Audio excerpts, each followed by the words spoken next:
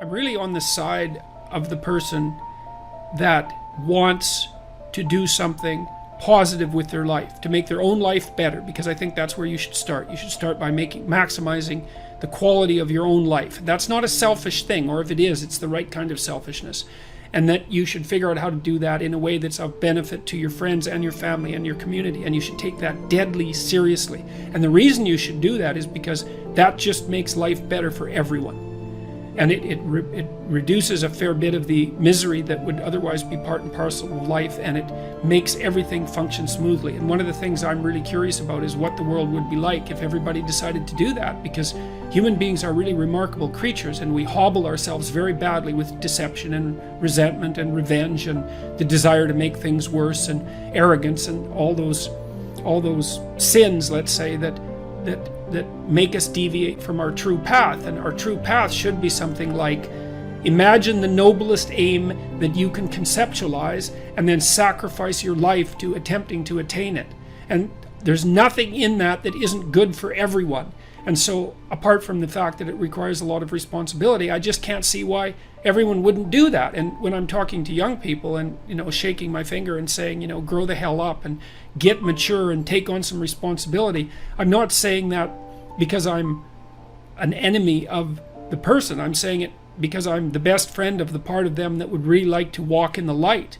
And it's an invitation to walk in the light. And it would be remarkable. This is what we need to do, as far as I'm concerned, not only in the West, but in the world at large, but maybe in the West first, is we have to consciously decide that we're going to do everything we can as individuals to walk in the light, and to regard that as a noble and heroic endeavor, and to make that first and foremost in our lives.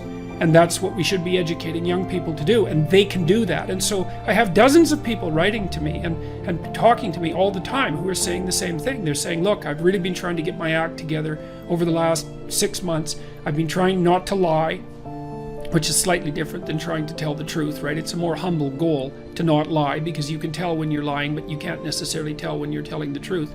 And I've been coming up with a plan, and I've been trying to discipline myself, and I've been cleaning up my room, which is like a nice humble act that involves transforming chaos into order. And they write and say, God, things are just working out way better for me. It's like, whoa, do it, man. That's just, you keep that up for 15 years and you'll be unbeatable. And that's what we should be convincing young people to be, is to be unbeatable. If you're not doing what you want to do or what you think you should be doing, drop the presumption that you know who you are and start to negotiate with yourself like you're a stranger who needs to be enticed forward. Because you don't know who you are, especially if you're not able to regulate your behavior, because that's evidence that you don't know who you are. Something is driving the ship. It's not you, or it's not the you think you are. And that's often extremely humiliating to people, because you may have to pick a goal that's so low, so lowly, right, that you embarrass yourself half to death by recognizing the necessity of you having to practice that. But the upside of that is that improvement, incremental improvement, scales exponentially.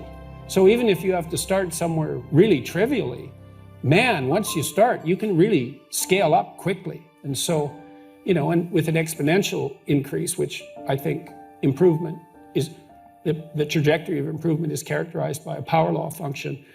It doesn't really matter where you start if you're doubling. Look, think you get 1% better a week. That's not that high a goal, right? Maybe you could get rid of 1% of your stupidity and malevolence a week, or maybe every 2 weeks.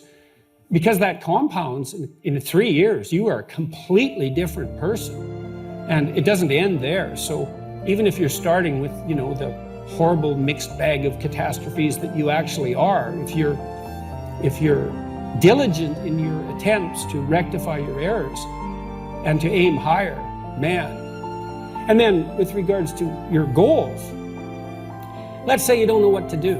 Well, maybe you're high in openness, and so you're pulled in all sorts of directions, or maybe you're low in conscientiousness, or you're confused because you're anxious, or you haven't had any direction, you haven't had good mentoring, etc., etc. There's lots of reasons. Well, I would say, pick something, right? Pick something, a nameable goal, and then try to implement it. And what'll happen is you'll learn a lot by trying to implement it. And one of the things you might learn is what a slightly better goal might be. You know, because if you try something diligently and you succeed or you fail, you're going to learn from the effort expended in the detailed implementation of the goal is going to inform you. It'll also transform you physiologically. It does that at a very basic level, neurophysiological level. You will be slightly different as a consequence of the attempt. And what that'll mean is that the next goal you pick will be a little more suited to you. And so it's this kind of pathway, right? It's like maybe the goal you should be attaining is here, but you don't know that because you're clueless. And so you aim there. Well, it's better than there. And it's not nothing. It's not cessation of movement. And, you know, if you're supposed to go there and you go here, but you walk diligently towards it, you're a little closer once you get to here than you were here. And it's this oscillating self-corrective process that leads you to the final star. And you have to be willing to engage in erroneous experimentation to manage that. But it is a self-correcting process. And so one of the things I always talk to my clients about is, well, let's try something, you know, and we'll reserve to ourselves the right to alter our trajectory. And then I would use as a corrective there, because you might say, well, how do you know when you're not just giving up, right? Instead of thinking maybe you need a different goal. And I would say, well, you can, if you're really concerned about your proclivity for self-deception, you can enter into a contract with yourself that you won't replace any goal you've set with a goal that's easier. And so you can switch your goal, but it has to be a little harder so that you check yourself against that tendency to withdraw and avoid and be self-deceptive. And that works like a charm. And if you do that with some degree of diligence, your goals will get better and more attainable, and you'll get happier too, because you don't experience happiness except in relationship to a goal. And that's really worth knowing. Your life is meaningless while you're not pursuing a valued goal. I mean, you might be depressed too, and sometimes that can be like an illness, you know, something that is really wrong with you. But a good rule of thumb is that if you find no joy in life, there's a very low probability that you're pursuing a goal that you regard intrinsically, like in the depths of your temperament, as worthwhile. And that's technically true, because we do in fact experience most of the positive emotion, let's say, that's associated with emotions like joy. We experience that in relationship to a goal.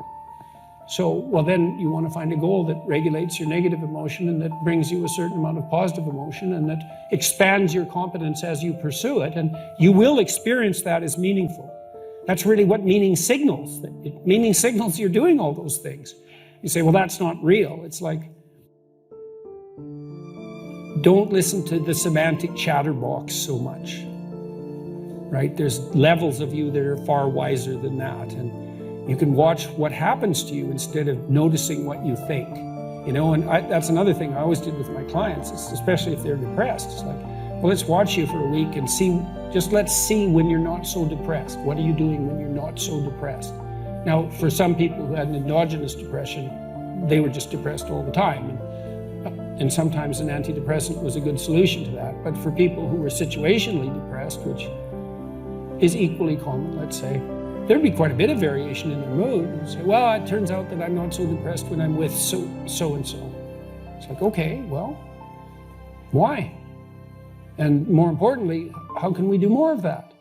And when were you more depressed? Well, when I'm alone in my room, you know, brooding.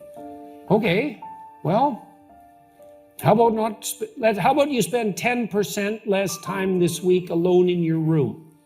Like, we'll introduce 10%, let's say. So you're awake for 16 hours, so that's an hour. Now we'd probably go for 5%, half an hour. That's a hell of an improvement over 20 weeks, right? Because that would be 100% less time doing counterproductive brooding.